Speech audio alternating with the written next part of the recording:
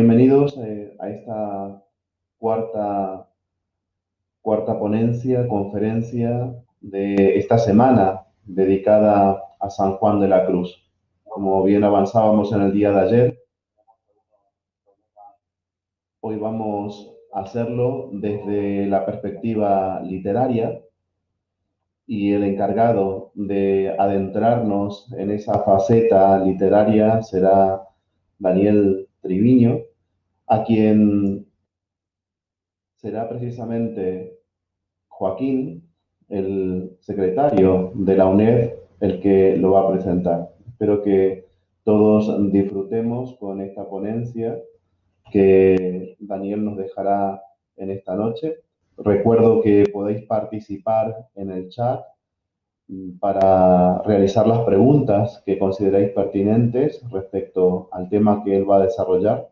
También aprovecho para recordar que cada una de estas conferencias, la próxima semana, una vez que se editen, estarán colgadas en nuestra página de Facebook, en el perfil que hemos abierto para la Semana Sanjuanista. También la misma UNED la promocionará a través de su portal. Así es que todos los que por diferentes circunstancias no han podido seguir en directo cada una de estas conferencias, podrán hacerlo a partir de la próxima semana en diferido. Buenas noches, Daniel. Disculpa por los problemas técnicos que hemos tenido en esta tarde, que ya sabes, son, como se dice normalmente, problemas del directo. Creo que también es una buena señal, ¿no? Que esto no está grabado, que esto lo estamos haciendo desde Úbeda, comenzando a las 20 horas y todo lo hacemos en directo, ¿no? Bueno, Daniel Muñoz es sacerdote y teólogo anglicano. Él fue ordenado en la diócesis de Oxford en el año 2001, donde ejerció también como párroco hasta el 2010. Doctorado en Ciencias de las Religiones por la Universidad Complutense de Madrid. Daniel es autor de varios artículos sobre teología y espiritualidad cristiana y del libro Transforming It Love, una guía espiritual para la formación con San Juan de la Cruz, transformado por el amado. Una guía de formación espiritual con San Juan de la Cruz. Es profesor de Historia del Cristianismo en la Facultad de Teología Protestante CEU de Madrid y es capellán de los Olivos Retreat, un ministerio cristiano con vocación ecuménica e inclusiva. Sus pasiones incluyen las intersecciones entre la poesía, el arte y la espiritualidad, y ha dirigido varios retiros a nivel internacional durante los últimos 10 años. Aunque también es importante destacar esa afinidad que desde años tiene Daniel con nuestra comunidad de carmelitas, a quienes nos une ese deseo, ¿no?, de seguir profundizando en la espiritualidad de San Juan de la Cruz. Daniel, sin más preámbulos, una vez más te pido disculpas por los problemas técnicos. Te dejo para que puedas ilustrarnos en esta ponencia del día de hoy la fuerza espiritual del amor desatado, influencias sanjuanistas en los sonetos del amor oscuro de Federico García Lorca. Muchísimas gracias, Héctor. En primer lugar, quisiera agradecer a los hermanos carmelitas descalzos de Úbeda su invitación a este 43ª Semana Sanjuanista y a la UNED por patrocinar esta serie de conferencias y organizar su difusión online. También quisiera agradecer la colaboración de instituciones públicas en la ciudad de Úbeda y agradeceros a todas las personas que estáis asistiendo desde muchos rincones de Andalucía y España en lo que está siendo una época bastante complicada para todos por la crisis sanitaria, económica y social en la que estamos inmersos. Para mí es un honor poder compartir con vosotros esta tarde y espero que a través de mi modesta aportación podamos acercarnos todos un poquito más a Juan de la Cruz.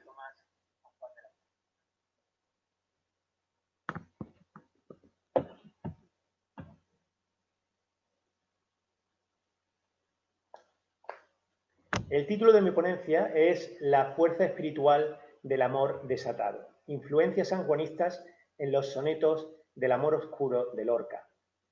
No es ningún secreto que San Juan de la Cruz tuvo un profundo impacto en Federico García Lorca. El mismo Lorca expresó su admiración por el místico carmelita en varias ocasiones en una conferencia que impartió en Nueva York en 1930. Reconoció la influencia del santo con estas palabras: Góngora es el perfecto imaginativo, el equilibrio verbal y el dibujo concreto. No tiene misterio ni conoce el insomnio. En cambio, San Juan de la Cruz es lo contrario. Él es vuelo y anhelo, afán de perspectiva y amor desatado. De la obra lorquiana es evidente que el poeta granadino se identificó más con Juan de Yepes que con Góngora. En ambos, tanto la noción de deseo como ese amor desatado del que habla Lorca tienen una profunda dimensión espiritual. Para los dos poetas, el amor desatado se expresa a través de una imaginería erótica que en ocasiones apunta más allá de sí misma, hacia lo divino, y en otras ocasiones apunta hacia sí misma, hacia la intimidad sexual como el vehículo más adecuado para expresar y canalizar los anhelos espirituales. Esta interrelación entre sexualidad, sensualidad, espiritualidad y poesía es, por tanto, fundamental para ambos poetas, para ambos hombres. En otra ocasión, en 1933, Lorca afirmó: una vez me preguntaron qué era poesía, y yo me acordé de un amigo mío y dije: ¿poesía? Pues vamos, es la unión de dos palabras que uno nunca supuso que pudieran juntarse y que forman algo así como un misterio. Y cuando más las pronuncias, más sugestiones acuerdan. Por ejemplo, recordando a mi amigo, poesía es ciervo vulnerado. El amigo al que Lorca recordó era Fray Juan de la Cruz, y su definición de poesía, con el ejemplo de ciervo vulnerado, proviene directamente del cántico espiritual. Además, según Lorca, tanto él como el poeta carmelita compartían una misma fuente de inspiración. Su espíritu creativo estaba movido por el mismo duende que inspiró a San Juan. En otra conferencia, Lorca declaró que su duende era, cito textualmente, el mismo que hace gemir a San Juan de la Cruz. Y en esa misma conferencia, Lorca afirmó lo siguiente: se saben los caminos para buscar a Dios, desde el modo bárbaro del eremita al modo sutil del místico. Con una torre como Santa Teresa o con tres caminos como San Juan de la Cruz. Y aunque tengamos que clamar con voz de Isaías, verdaderamente tú eres Dios escondido. Al fin y al cabo, Dios manda al que lo busca sus primeras espinas de fuego.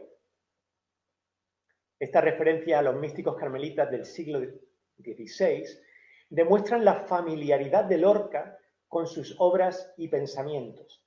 También revelan una conciencia teológica del poeta granadino, que señala a Dios, ya no al duende, sino a Dios, como la fuente de inspiración creativa, y toca dos elementos claves en la espiritualidad sanjuanista que se mantienen en tensión. Por un lado, su alusión al Dios escondido y que es, en última instancia, misterio. Esto conecta con lo que se ha venido a llamar la tradición del no saber o teología apofática de la que bebe el santo. Esta vía negativa teológica mantiene que es mucho más lo que desconocemos de Dios que lo que podemos llegar a conocer con nuestra limitada capacidad intelectual. Y que, por lo tanto, la dimensión de misterio ha de llevarnos siempre a una actitud de humildad vital, intelectual y espiritual. En San Juan de la Cruz, las imágenes simbólicas de los poemas Noche Oscura, Fonte o de las estrofas iniciales del cántico espiritual evocan a este Dios que no podemos domesticar, ni encerrar en una caja, ni entender plenamente. Eso por una parte. Por otra parte, hay una referencia en este texto a las espinas de fuego. Y esto es una alusión directa al Dios que se reveló a Moisés en una zarza ardiente.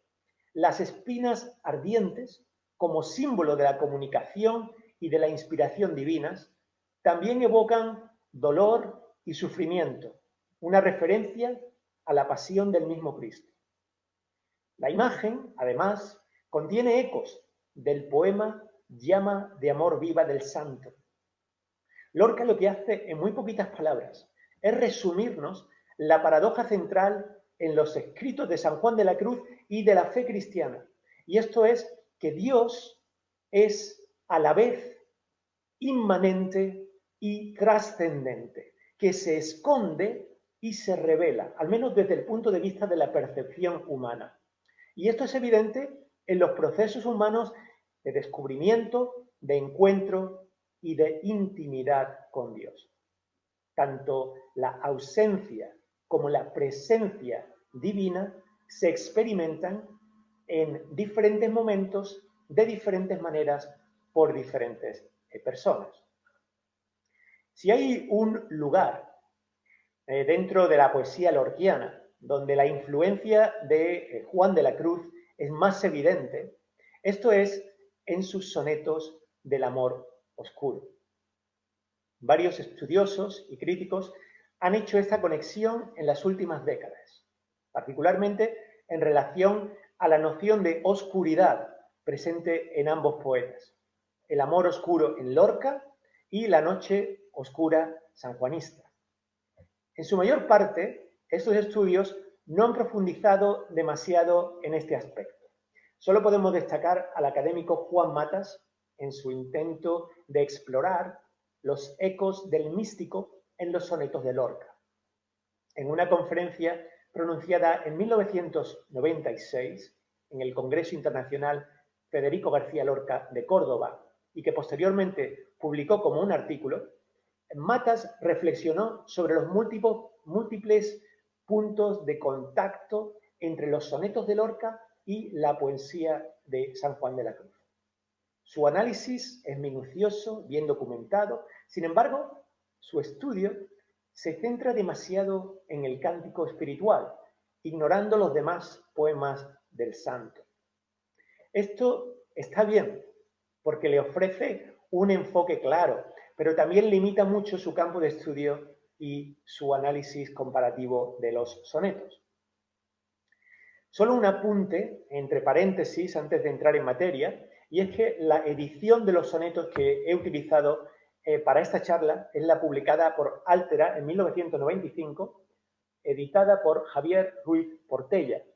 Por lo tanto, la enumeración de los sonetos, el orden de los sonetos, es el seguido en esta publicación en concreto.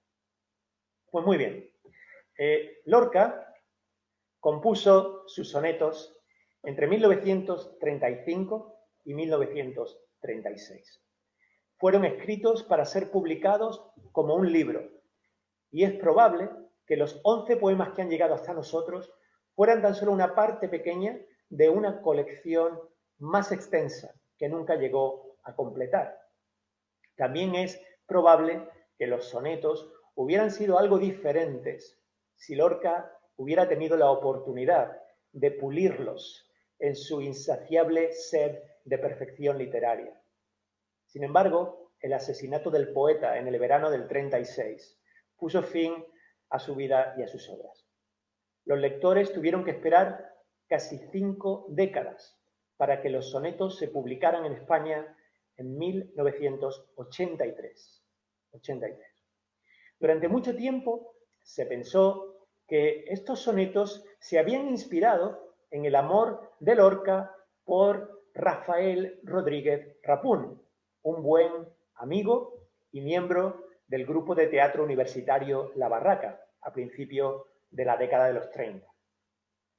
Esta fue la opinión predominante, respaldada por la evidencia reunida por los hispanistas y biógrafos de Lorca, Ian Gibson y Leslie Stainton. Sin embargo, nuevos documentos y cartas descubiertos en el año 2012, o sea, muy recientes, sugieren que la inspiración real fue Juan Ramírez de Lucas, un joven del que Federico se había enamorado en Madrid en 1935. La pareja pronto comenzó a desarrollar proyectos conjuntos y a hacer planes de futuro. Uno de esos planes era emigrar a México. La última carta conservada de Lorca, antes de ser asesinado, fue dirigida a Juan Ramírez. En ella alentó a su pareja a actuar con cautela mientras planeaban su viaje a México. También expresó su preocupación por la precaria situación que ambos vivían, pues los dos dependían del apoyo de ambas familias para poder salir del país, y esto en un clima político español que en ese momento ya presagiaba una guerra inminente.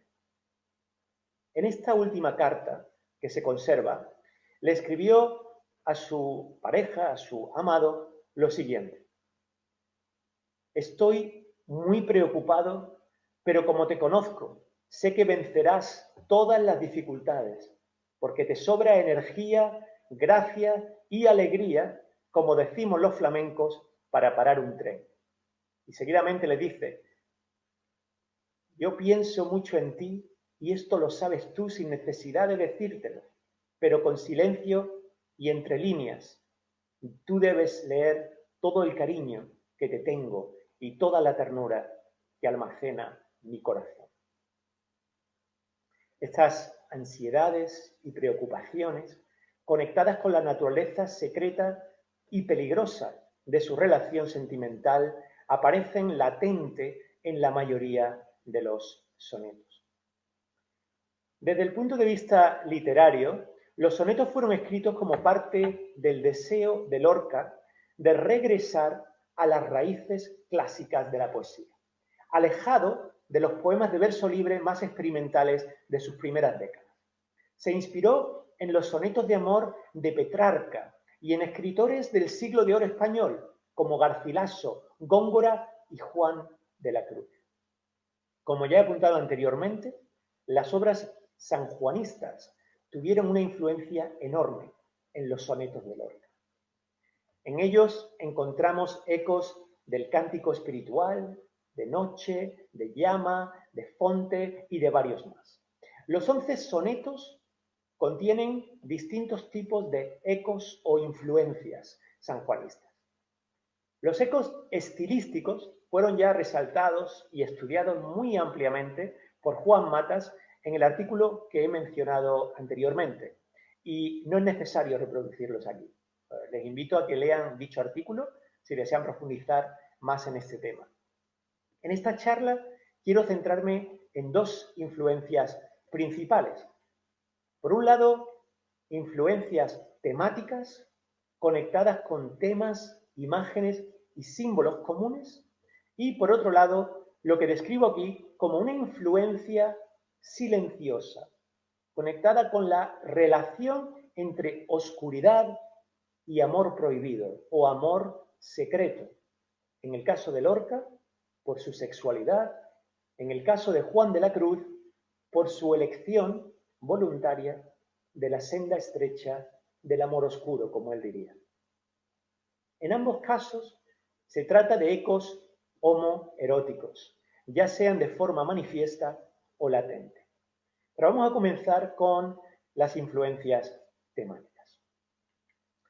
El amor desatado, por usar las palabras que utiliza Lorca para describir la obra del santo, se encuentra en el más profundo centro tanto de los sonetos lorquianos como de la poesía sanjuanista. Mientras que para el místico sus poemas están empapados de imaginería sensual y erótica que apuntan a un amor humano divino, para Lorca los sonetos representan el amor humano puro y simple por otra persona. Pero su intensidad tiene una calidad espiritual incontestable. El amor de Lorca es crudo, apasionado, carnal, sensual y sexual. A veces es tierno y a veces violento. Es eros en su expresión más elevada y profunda. Dentro de esta experiencia de amor también hay inseguridad, agitación interior y dolor profundo. Un dolor que desgarra al poeta por dentro. Los sonetos, en este sentido, actúan como ventanas al alma del poeta, abiertas de par en par a la vista de todos. La temática del amor herido, tan predominante en la obra sanjuanista, está muy presente en todos los sonetos. En la mayoría de los casos, el sufrimiento del poeta está relacionado con la ausencia de su amado. Abundan verbos como gemir, llorar y quejarse, y sustantivos como herida, dolor, agonía y sufrimiento. En el segundo soneto, Lorca describe a su amante como mi cruz y mi dolor mojado. En otro soneto, el poeta llama a su amado amor de mis entrañas, viva muerte. Y luego continúa diciendo, pero yo te sufrí, rasgué mis venas, tigre y paloma sobre tu cintura, en duelo de mordiscos y azucenas. El uso del pretérito perfecto simple aquí evoca recuerdos pasados de un amor apasionado que fue a la vez violento y suave, un contraste establecido por el uso de imágenes y metáforas opuestas. La imagen que evoca el duelo de mordiscos y azucenas refuerza este contraste y es particularmente significativo. Simboliza la lucha entre lo espiritual y lo carnal en la relación entre el poeta y su amante. Las azucenas, como todos sabemos, evocan pureza, inocencia y en la imaginería sanjuanista también abandono espiritual. Al final de Noche Oscura, el místico escribe en este poema esas palabras: quedéme y olvidéme, el rostro recliné sobre el amado, cesó todo y dejéme, dejando mi cuidado entre las azucenas olvidados. Lorca toma la tradición de San Juan de la Cruz y la amplía añadiéndole complejidad y una nueva fuerza. En Lorca, la pureza espiritual de las azucenas lucha con la violencia carnal de las mordeduras. Es una lucha interior que nos muestra las heridas de amor del poeta. En este mismo soneto, la referencia más fuerte a la ausencia del amado aparece en el llamamiento final a él, en la última estrofa, donde dice: llena pues de palabras mi locura. Las palabras del amante como sinónimo de su presencia. En otro de los sonetos, sus palabras iniciales, en el soneto quinto, también resultan conmovedoras. Comienza diciendo: quiero llorar mi pena y te lo digo, para que tú me quieras y me llores, en un anochecer de ruiseñores, con un puñal, con besos y contigo. Cuando Lorca leyó por primera vez estos sonetos a su buen amigo y también poeta Vicente Alexandre en 1936, Alexandre le respondió diciendo: ¿cuánto has tenido que amar? ¿Cuánto has tenido que sufrir? Muchas de las imágenes y metáforas asociadas al amor herido en Lorca también están presentes en los poemas de Juan de la Cruz. En Noche, el amado con su mano serena en mi cuello hería y todos mis sentidos suspendían, nos dice el poeta. En llama de amor viva, esa llama de amor viva es la que tiernamente hiere de mi alma en el más profundo centro. Y es descrita por el místico como un cauterio suave y como regalada llaga. Una vez más, imágenes emparejadas tan inverosímiles que resaltan la paradoja del amor verdadero, la ternura, el cariño y el dolor que va asociado a ello. En Cántico Espiritual, las heridas causadas por la ausencia del amado es un tema recurrente en el poema. Y lo vemos ya desde el principio, desde la primera estrofa, donde comienza con las palabras: ¿a dónde te escondiste, amado, y me dejaste con gemido? Como el ciervo huiste, habiéndome herido, salí tras ti clamando, y eras ido. Mientras que Juan de la Cruz acepta la herida de amor como signo de amor verdadero, Lorca la ve como algo inevitable en su historia de amor. Sin embargo, como señala Leslie Stainton, para Lorca, cito textualmente, siempre es preferible la herida de amor a la nada, es decir, al no amor. Otro eco claro de San Juan en los sonetos de Lorca es la referencia a la noche. En el místico, la noche actúa como tema central de sus poemas y de sus comentarios. Son múltiples las capas semánticas que hay detrás de esta idea, de esta palabra. Para el santo, la noche está relacionada con el no saber, con el no ver, no entender plenamente y, por tanto, con el caminar por fe. También está conectada con las tribulaciones espirituales, con esas pruebas que nos ayudan a crecer y a madurar como personas.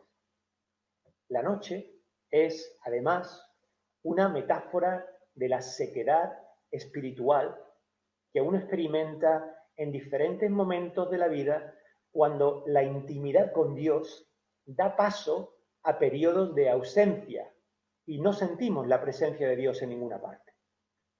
A pesar de todo esto, la noche no es un símbolo negativo, sino positivo. Para el místico, para Juan de la Cruz, la noche oscura es una noche dichosa. Es una noche amable, más que la alborada. Y esta es la que hace posible el encuentro y la unión entre los amantes. Oh noche que juntaste amado con amada, amada en el amado transformada. En Fonte, el poeta repite la frase aunque es de noche al final de cada estrofa, marcando el ritmo del poema, mientras recuerda al lector que la noche es el telón de fondo de toda existencia humana. En Cántico Espiritual, Juan de la Cruz utiliza la expresión la noche sosegada como metáfora para describir al amado. Y al final del poema revela el deseo de la esposa de tener intimidad con su esposo en la noche serena, con llama que consume y no da pena. Como ya observó hábilmente Colin Thompson, en la poesía sanjuanista, la noche no es una referencia temporal, sino un locus, un espacio, un lugar donde se desarrolla el drama del amor. La noche también está presente en la obra de Lorca en general y en sus sonetos en particular. 7 de los 11 sonetos tienen lugar en la noche o aluden metafóricamente a ella. A veces la noche evoca actividad y movimiento, como en el soneto 11, en el que los amantes lloran y ríen noche arriba y noche abajo. De algún modo, este soneto evoca el movimiento de la amada en el poema Noche Oscura de San Juan de la Cruz, en el que el poeta nos dice: salí sin ser notada por la secreta escala disfrazada. Otras veces actúa la noche como sinónimo de su amor oscuro. Por ejemplo, en el soneto 9, Lorca compara dicho amor con una noche inmensa de perfil seguro. Y en el 4º soneto, Lorca hace un eco directamente de la frase más conocida del místico, al exhortar a su amante con estas palabras: llena pues de palabras mi locura, o déjame vivir en mi serena noche del alma para siempre oscura. En este verso encontramos ecos tanto de la noche serena del cántico espiritual como de la noche oscura sanjuanista. Lorca sabe que la vida sin su amor es posible, pero también sabe que en ese caso es como vivir en medio de una noche oscura del alma. Además del amor herido y de la noche, hay otros ecos sanjuanistas conectados con la intimidad y la experiencia de unión entre los amantes. Una de esas imágenes es el pecho del amado. El pecho del amado como lugar de íntima cercanía, donde la amada, apoyando la cabeza sobre él, puede escuchar los latidos de su corazón. En Cántico Espiritual, la esposa describe el momento de más profunda intimidad con las palabras: allí me dio su pecho, allí me enseñó ciencia muy sabrosa. Además, en el poema Noche, antes de que la amada reclinara su rostro sobre el amado, en el 8º verso, San Juan describe cómo el amado hizo algo similar. En mi pecho florido, que entero para él solo se guardaba, allí quedó dormido y yo le regalaba, yo le acariciaba. Lorca evoca esta imagen en el título de su 10º soneto, un soneto titulado El amor duerme en el pecho del poeta. Un paisaje profundamente doméstico y tierno. Para Federico, sin embargo, el pecho también actúa como símbolo de la interioridad del amante. En el 3er soneto, Llagas de amor, el pecho se convierte en el lugar donde se experimenta el dolor más profundo. Eso es lo que escribe Lorca. Este llanto de sangre que decora, lira sin pulso ya lubricatea, este peso del mar que me golpea, este alacrán que por mi pecho mora. Y en el mismo soneto, el poeta lamenta la ausencia de su amante, nos dice: entre las ruinas de mi pecho hundido. En otro soneto también, en el 6º, el poeta abre con las palabras: tu voz regó la duna de mi pecho. La duna, un símbolo de un lugar árido y seco. Y en el 10º soneto, Lorca alude a su pecho dolorido como el lugar más íntimo y profundo de su ser, conectando en ese mismo lugar la herida del amor. Hasta aquí algunos de esos temas, de esas imágenes a las que he hecho alusión, que comparten, que tocan a ambos poetas. Y ahora quisiera pasar a la segunda parte de esta presentación, a la influencia silenciosa. Dentro de las conexiones entre los sonetos de Lorca y la poesía de Juan de la Cruz, hay un eco muy importante, por lo general tácito e implícito, que es clave en los escritos de ambos hombres. Y esto es el uso de un lenguaje no ya solo erótico, sino sutilmente homoerótico. Es más, en el caso de Lorca, este tipo de lenguaje no es meramente tangencial o anecdótico, sino fundamental. Y es por ello que resulta cuanto menos curioso que a los críticos contemporáneos les cueste tanto abordar este tema. Recuerdo que hace unos años asistí a un concierto en el Centro Federico García Lorca de Granada. El concierto, dramatizado, tenía como título Amor oscuro, un drama lírico lorquiano, y se enmarcaba dentro del Festival Internacional de Granada. Los sonetos del amor oscuro de Lorca fueron representados mediante fragmentos de ópera, lectura de poemas y una serie de cortometrajes que actuaban como una narrativa visual de los sonetos. Lo interesante fue que en estos vídeos dramatizados se ignoró completamente el carácter homoerótico de los sonetos y en su lugar la productora optó por representar una historia de amor heterosexual como telón de fondo de estos poemas. Bueno, es posible que tuvieran razones muy legítimas, incluso artísticas, para ello, pero en todo caso, la elección de este tipo de imágenes se basó en una tradición de crítica literaria tan desafortunada como arraigada, que de forma consistente ha ignorado la naturaleza homoerótica del amor descrito aquí por Lorca. Esta omisión, a principios de los años 80, cuando los poemas fueron publicados por primera vez, de hecho fue en el periódico ABC, pues puede ser comprensible desde una perspectiva puramente sociológica. Sin embargo, en el presente contexto español resulta desconcertante y carente de rigor histórico. Han sido muchos los críticos literarios que en las últimas décadas han preferido ignorar el papel fundamental de la sexualidad de Lorca en su poesía. Este es el caso de la edición de los sonetos que he utilizado para esta charla, la de Javier Ruiz Portella, el cual en su introducción al libro, a este mismo libro, afirma lo siguiente: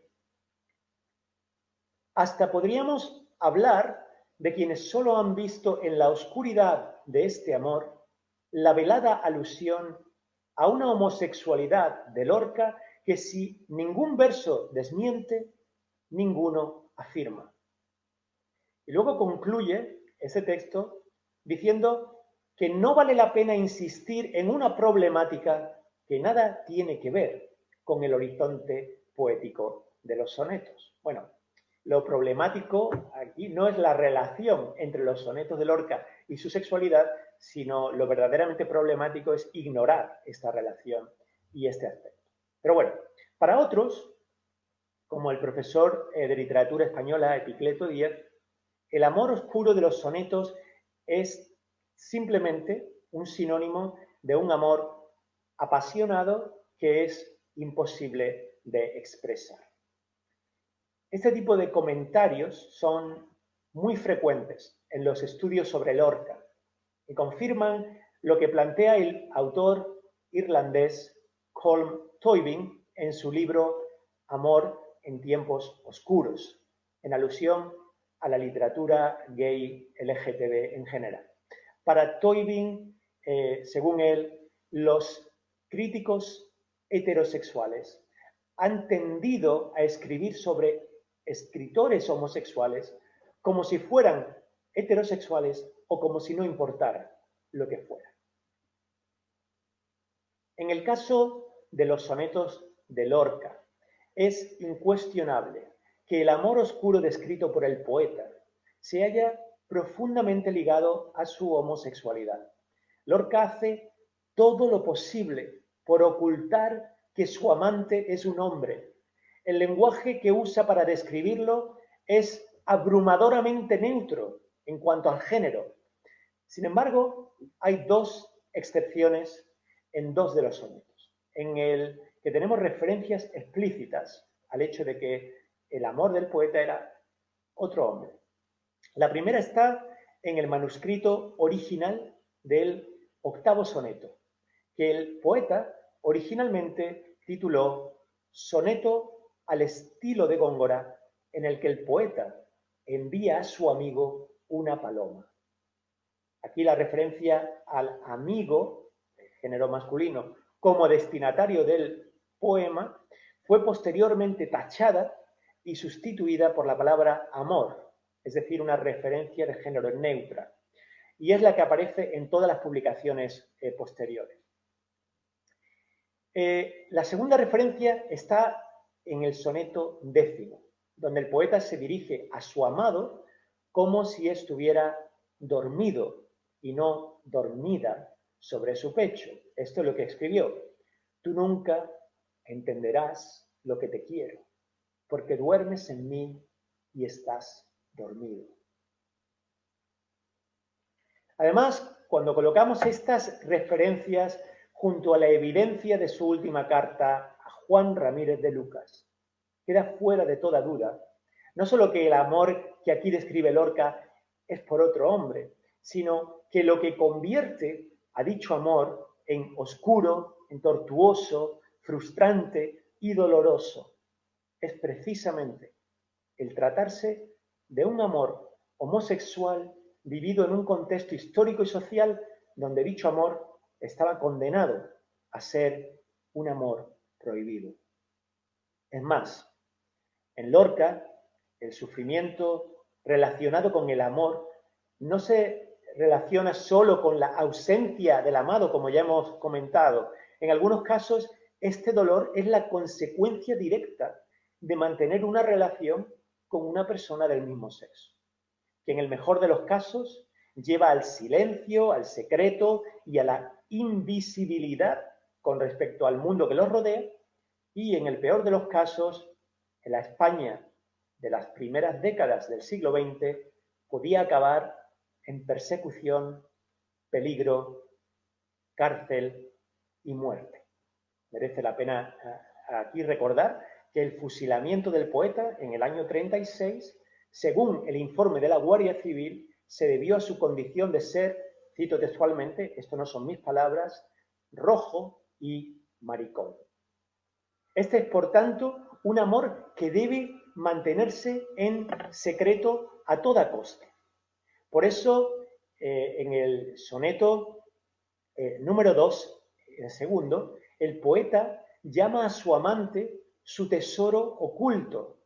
Y en el tercer soneto, el poeta busca la cumbre de la prudencia. Y más adelante, en otro de los sonetos, en el 9, la voz secreta del amor oscuro, en el primer verso, se convierte en voz perseguida y en silencio sin confín en el segundo. La persecución y la búsqueda de la seguridad vuelven a repetirse en el soneto 10, cuando el poeta se dirige al amado con estas palabras. Yo te oculto llorando perseguido por una voz de penetrante acero. Y es aquí donde por primera vez el poeta personaliza a los perseguidores como un grupo de gente que salta en los jardines esperando tu cuerpo y mi agonía. Palabras muy fuertes. Concluye el soneto con una advertencia a su amado que le dice: mira, vigila, que nos acechan todavía. Vivir en miedo. Muchas de las últimas referencias evocan un tema similar en la poesía de San Juan de la Cruz. Y esto es el secreto, ¿no? El secreto de la relación entre amado y amada que impregna muchos de los poemas del santo. En Noche, la amada, en la noche oscura, la amada sale de la casa sin ser notada por la secreta escala y además disfrazada. Sale a oscuras y encelada y además en secreto, que nadie me veía. Más tarde se encuentra con el amado en parte donde nadie parecía. En Cántico Espiritual, la esposa describe la naturaleza secreta de su encuentro. Nos dice Juan de la Cruz: en la bodega interior de mi amado bebí, Y más tarde exhorta a su amante, diciéndole, escóndete, carillo, y no quieras decillo. Y hacia el final del cántico, nuevamente, la esposa incita a su amado a que la siga a lugares escondidos, secretos, lejos de la gente y del mundo. Entremos más adentro en la espesura y luego a las subidas cavernas de la piedra nos iremos, que están bien escondidas. En todos estos ejemplos, lo secreto, lo oculto, lo escondido son fundamentales en la narrativa amorosa del poeta. También están en el centro del itinerario espiritual del místico. Estos elementos son símbolos que evocan la dimensión personal en la historia de amor divino humano, única para cada persona, donde la verdadera intimidad solo puede darse en el interior de la persona una vez que ha redefinido su relación con el mundo que le rodea. Y una vez que ha abierto sus ojos espirituales a la presencia de Dios, tanto dentro como fuera de uno mismo. Para Juan de la Cruz, el lenguaje de lo secreto no está relacionado con un amor oculto entre personas del mismo sexo que no puede hacerse público y ha de mantenerse a puerta cerrada. Sin embargo, en algunas ocasiones, las imágenes empleadas por el místico tienen una dimensión homoerótica subyacente. Juan de la Cruz forma parte de una larga lista de escritores espirituales que se apropiaron de la imaginería erótica del cantar de los cantares y no temieron expresar su amor espiritual con un lenguaje ambiguo en cuanto al género. El crítico literario Jeffrey Kripal ha argumentado de manera convincente, a mi entender, que el misticismo cristiano, en general, basado en el amor intenso de un Dios masculino, es incómodo para muchos hombres heterosexuales. La referencia de Kripal a Bernardo de Claraval como un, entrecomillado, cito textualmente, un santo homoerótico canonizado, puede resultar un poco controvertida. Sin embargo, resulta menos polémica cuando lo comparamos con el uso que muchos de los místicos cristianos hacen del lenguaje homoerótico para describir sus experiencias espirituales. Algunos estudiosos han visto en la poesía de San Juan de la Cruz una corriente homoerótica encubierta. En poemas como Noche y Cántico Espiritual, el poeta adopta una voz poética femenina para relacionarse con el amado divino. En ambos poemas, la voz femenina refleja también el género de la palabra alma y encaja con el rol, entre comillas, pasivo con el que se asocia a la amada en la relación sexual. Sin embargo, cuando se quita la máscara de la voz poética femenina, lo que queda detrás es la voz del poeta varón. En Llama de amor viva, la ambigüedad y la fluidez de género es aún más desconcertante. Mientras que el poeta dirige las estrofas iniciales del poema a un género femenino, a una llama de amor viva, en la última estrofa la imagen cambia radicalmente. Ya no es un objeto impersonal, una llama, sino una persona, el amado, a quien se dirige el poeta. El místico, esta vez sin máscara ni voz poética femenina, declara a su amado varón estas palabras tan preciosas. Cuán manso y amoroso recuerdas en mi seno, donde secretamente solo moras, y en tu aspirar sabroso, de bien y gloria lleno, cuán delicadamente me enamoras. Finalmente, unas palabras sobre la noción de oscuridad en los sonetos de Lorca. A pesar del título de los sonetos del amor oscuro, tan solo hay 4 referencias a la oscuridad en estos poemas. En el primer soneto, el poeta describe la relación de un año con su amante como un gemir oscuro. En el sexto soneto, la voz del amante se siente lejana como oscura corza herida. Un eco aquí del ciervo vulnerado de San Juan. En el octavo soneto, el corazón del poeta está preso en la cárcel del amor oscura, debido a la ausencia del amante, esto es.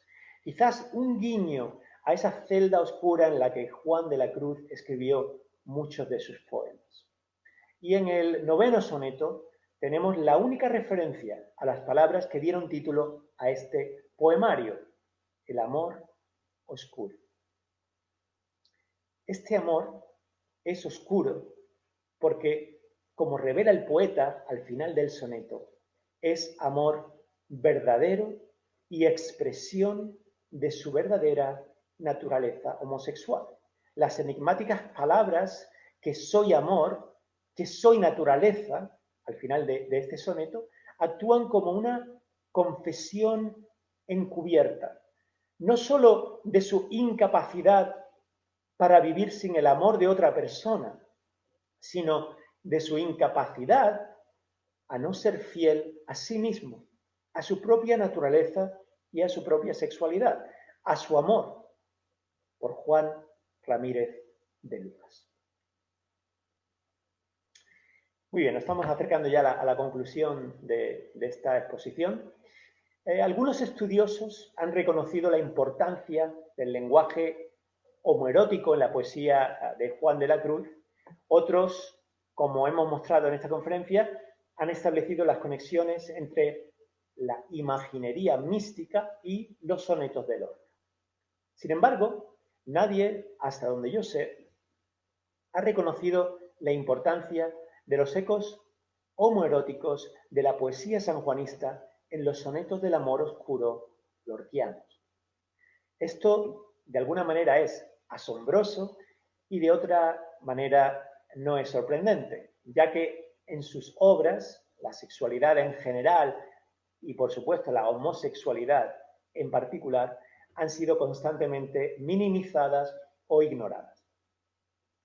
Es plausible, diría yo, que el gran amor de Lorca por el místico carmelita y por su poesía pueda deberse en parte a la forma en que el lenguaje, a veces sutilmente homoerótico del santo, encubierto, tácito, pongámosles todos los adjetivos que queramos, este lenguaje resonó con su propia experiencia de amor. Es decir, Juan de la Cruz supo expresar algunos de los sentimientos y deseos más profundos de Lorca. Le dio voz, deseos que de otro modo eran silenciados por la sociedad e incluso por la forma en la que él mismo, el poeta, lidiaba con su propia sexualidad. Como he mencionado, hay numerosos ecos de San Juan en los sonetos. La mayoría de ellos tienen una cosa en común: reflejan una pasión por la vida y una profundidad de amor que comparten tanto Lorca como Juan de la Cruz. También expresan el amor de manera muy física, muy terrenal incluso cuando el amor descrito es de naturaleza espiritual. La terrenalidad del misticismo español, en comparación con los místicos teutónicos u orientales, que suelen ser más etéreos, más filosóficos, más metafísicos.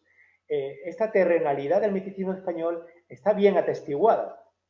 María Zambrano, entre otras, se hizo eco de ello. Esta espiritualidad terrenal está presente en las obras de los grandes místicos ibéricos, desde los escritos del sufí Ibn al-Arabi hasta el autor sefardí de la Zohar, Moisés de León, pasando por los poemas cristianos de de Luis de Granada, de Juan de la Cruz y de Santa Teresa de Jesús. Todos toman sus imágenes del mismo paisaje ibérico que inspiró a Federico García Lorca y su poesía. Los sonetos del amor oscuro incluyen claramente numerosos ecos de los poetas de Juan de la Cruz, desde figuras retóricas hasta imágenes y metáforas. Estos no fueron deliberadamente tomados por Lorca para mostrar una dependencia directa del santo, no. Los ecos son simplemente eso, son imágenes evocadas que resuenan con la poesía anterior y muestran cómo la mística del siglo XVI inspiró e informó al poeta granadino.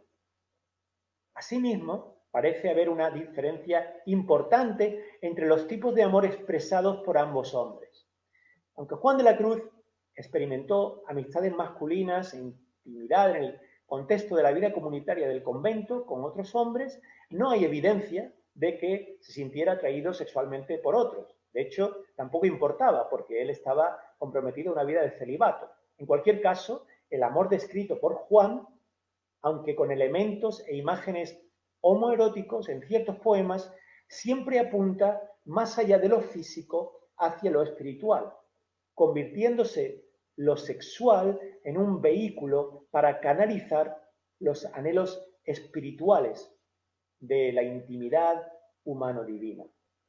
En Lorca, por el contrario, el erotismo y la pasión describen la intimidad entre el poeta y Juan Ramírez, su pareja. Es, por tanto, claramente un amor puramente humano, físico, sensual y sexual. Sin embargo, sería injusto decir que por ello carecía de profundidad o intensidad espiritual. De hecho, cuando uno lee los sonetos, resulta difícil no ver en su relación de amor un carácter sagrado, yo me atrevería a decir cuasi sacramental en el sentido etimológico más amplio de la palabra. El crítico literario García Posada ha llegado a decir que en los sonetos se potencia, cito literalmente, se potencia la espiritualización de la experiencia amorosa. No obstante, este amor para Lorca también es oscuro, doloroso, peligroso y perturbador, pues se vive en una sociedad donde la norma es el amor heterosexual. De ahí la constante lucha y tensión dentro de los sonetos entre sombra y luz, cuerpo y alma, cielo y el mundo, y carne y luz. El amor de Lorca lidia en el terreno de las contradicciones internas, de las inseguridades que brotan de su relación y de las restricciones y tabúes sociales. No obstante, a pesar de estas diferencias entre San Juan de la Cruz y Federico García Lorca, ambos comparten algo muy poderoso. Los dos poetas se encuentran en la experiencia del amor desatado, donde la herida de dicho amor, necesaria o ineludible por ser amor verdadero, se siente tanto en la carne como en el alma. Por tanto, es posible no solo leer los sonetos de Lorca a través de las lentes de la poesía sanjuanista, sino también lo contrario, leer los poemas del místico a través de la experiencia lorquiana de un amor humano desatado. Un amor que conecta a los dos poetas a través de los siglos y que actúa como canal por el que expresar el deseo y el anhelo humanos con una profunda fuerza espiritual. Muchísimas gracias por vuestra atención, por vuestro interés, y quedo ahora a vuestra disposición para recibir comentarios y preguntas. No sé si se me escucha ahora. Tenía antes problemas de sonido. ¿Se me escucha ahora? Sí, sí, sí, sí. Vale, perfecto. Daniel, en primer lugar, enhorabuena. Yo me hubiese gustado transmitirte algunas palabras antes de empezar, pero seguro se me hubieran quedado cortas, seguro, después de escuchar lo que ha sido capaz de transportarnos. Yo lo que veo es, al final tú lo dices, ¿no? Dos personas que buscan el amor profundo, uno en lo humano y el otro buscando a Dios, pero seguramente, tú dices, leyendo a uno se lee al otro y viceversa. Así que esa imagen yo creo que ese mensaje final podría ser un buen resumen de lo que has tratado de transmitirnos. Mira, Daniel, yo tengo una pregunta que ha entrado en el chat y dice, ¿se conoce un paralelismo tan estrecho entre otras obras de San Juan de la Cruz y la poesía de otros autores?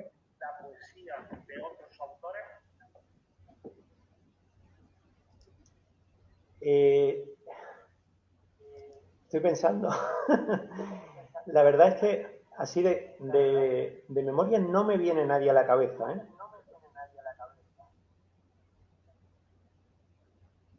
No sé si, Héctor, Sí, sí.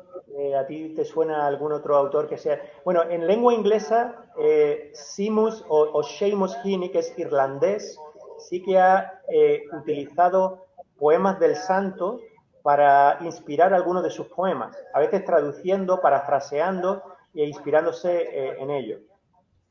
Eso en lengua inglesa, es lo único que tengo constancia.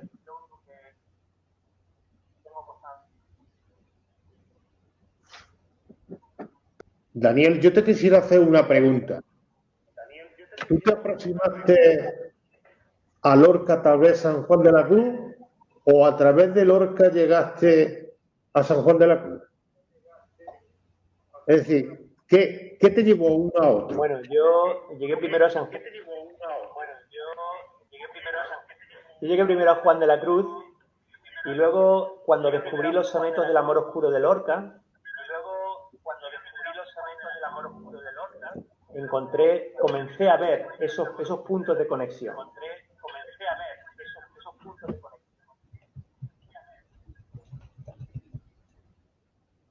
Tengo un problema con el sonido, no sé si se acopla un poco, sí, pero es sí, que para poder un escucharos tengo que tenerlo en volumen y no... poco de acople. Y tengo bastante eco, no sé si tenía el mismo problema. Hay un poco de acople. Padre Héctor, ¿quiere hacer alguna pregunta, alguna cuestión?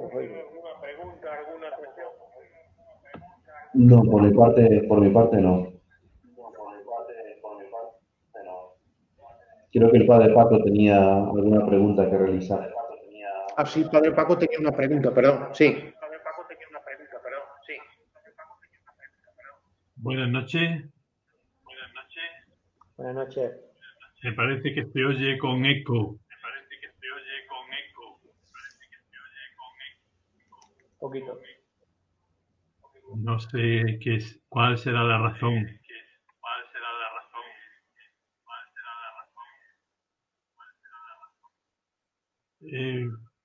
Cuando San Juan de la Cruz, Daniel, después de tu exposición y dominio en el lenguaje sanjuanista y lenguaje lorquiano, cuando San Juan escribió sus versos, después los fueron copiando las monjas y los frailes y encontraron que las palabras eran misteriosas, bellas y que encerraban mucho. Después San Juan de la Cruz se dio cuenta de que lo que él tenía dentro no lo captaban y los declaró. Al declararlo, los comentó, los explicó y nos dio su versión. Y la versión que nos da San Juan de la Cruz lleva desde 618, comentándose en el mundo entero y dándonos a conocer cómo entiende San Juan de la Cruz sus versos, porque los explica. Y al explicarlo, encajamos en general todos en su comentario positivo de amor del hombre a Dios y de Dios al hombre. Quería hacer este comentario, esta aclaración, porque a lo mejor podemos entender mejor lo que San Juan de la Cruz escribió y dio a conocer, su declaración, por lo cual a lo mejor no podemos pensar de otra manera. Sí. No sé si tengo el micrófono ahora aquí. Gracias, padre Paco Víctor. Estoy totalmente de acuerdo, claro. Lo que el santo nos dejó, sus comentarios, que son los comentarios sobre los poemas, resumen su visión de la vida espiritual y como tú bien has dicho, se ha escrito mucho sobre esos comentarios. Pero en la poesía, cuando se coge la poesía como poesía, ¿no? Como obra de arte, que es lo que también es, tiene muchísimas capas semánticas y tantas como lectores. Eso pasa con cualquier tipo de poesía. Entonces, una cosa es lo que el autor quiera decir y otra cosa es lo que el receptor siente cuando lee ese poema, ¿no? Cuando lo hace suyo. Porque cuando tú pones un poema ahí fuera, pues ya deja de ser tuyo en realidad, ¿no? Ya es de todos. Entonces, estoy totalmente de acuerdo. El santo hizo unos comentarios muy extensos sobre estos versos, algunos inacabados, y que los he leído, me ha costado mucho leerlos, pero me los he leído todos. Y lo digo por el lenguaje castellano del siglo XVI, ¿no? Que un poquito, y la teología escolástica que viene de fondo. Pero sí, lleva razón. Si tú quieres saber verdaderamente lo que Juan pensaba de cada verso, en los comentarios aparecen muy bien. Pero yo creo que si a lo mejor Juan hubiera escrito también comentarios 20 años después, si no hubiera muerto tan joven, a lo mejor hubiera comentado esos mismos versos de otra forma.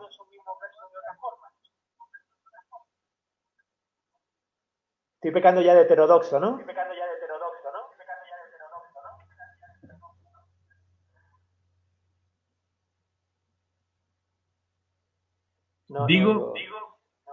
Digo, Daniel, que 20 años después no sabríamos lo que habría pensado San Juan de la Cruz. Pero lo que sí es cierto, que su pensamiento lo mantiene desde el principio hasta el final. En tanto en cuanto, cuando comienza a expresarse, hace un dibujo del montecillo, donde Cristo es el centro, pinta a Cristo, donde Cristo es el centro para él, y termina en la celda de Úbeda el 14 de diciembre de 1591 con los cantares al amado, a Cristo. Su pensamiento lo mantiene siempre y lo comenta siempre, cosa que otros poetas, como García Lorca, no ha hecho. Los 11 sonetos que has comentado de Oscuro Amor, Lorca no los comentó, no los explicó, sino que los dejó abiertos para que todos los interpretemos y los descubramos. San Juan ya reveló, ya manifestó lo que había dentro. Bueno, y termino, y me ha gustado mucho tu intervención. Una dicción muy buena y te felicito. Quisiera realizar también dos preguntas más, Daniel, que nos han entrado a través del WhatsApp. Hay personas que te están también viendo y que, bueno, son amigos de la casa, cercanos, ¿no?, a nosotros, y a través del WhatsApp me hacen dos preguntas. En primer lugar, aludías a Dios al principio como fuente. ¿Crees que habría más referencias como tal o alguna inquietud en esa línea en Lorca? Decías que ese duende, ¿no? Que él reconocía que ese duende que lo inspiraba, ¿no? Era el mismo duende que inspiraba a San Juan de la Cruz, ¿no? ¿Hay alguna referencia más explícita, si se quiere, sobre esa inquietud que él tenía así hacia lo trascendente? Y por otra parte, eh, bueno, también en esa misma línea, ¿no? En esos sonetos de Lorca, ¿hay alguna referencia espiritual aparte de su amado y en otras obras suyas? Sí, esta es una pregunta muy buena. Lorca, vamos a ver, de Lorca también se ha escrito muchísimo, depende de los comentarios que uno lea, depende de los autores, bueno,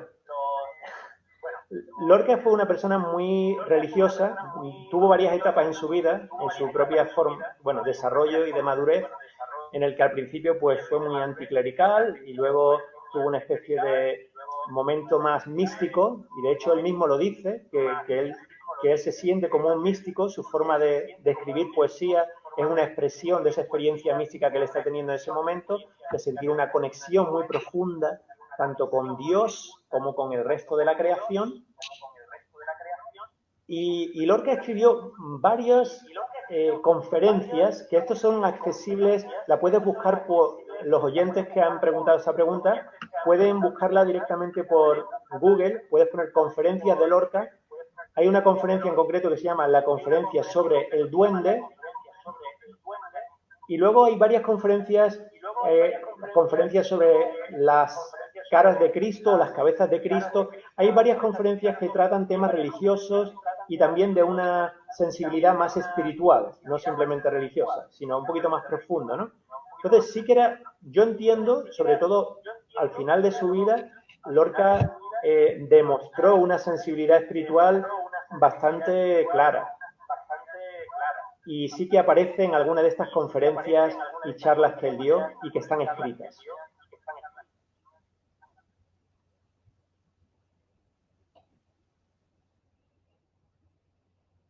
Muy bien, muchísimas gracias, Daniel, por tu intervención.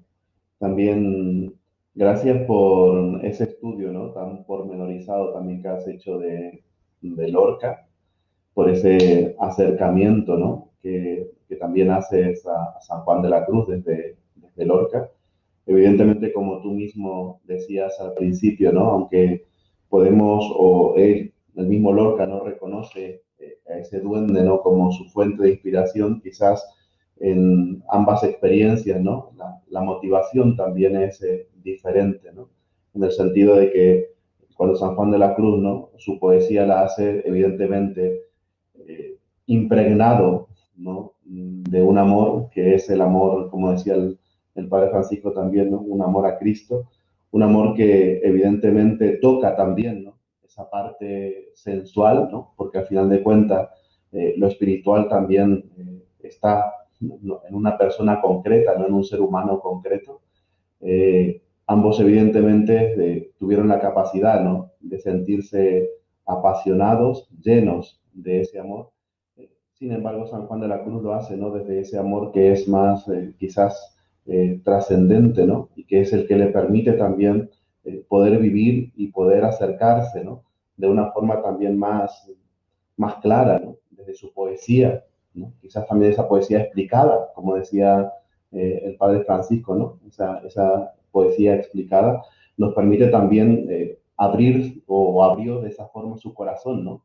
Para que podamos comprender el sentido desde el cual él escribía, ¿no? Desde el cual él expresaba también todos esos afectos y esos sentimientos, ¿no?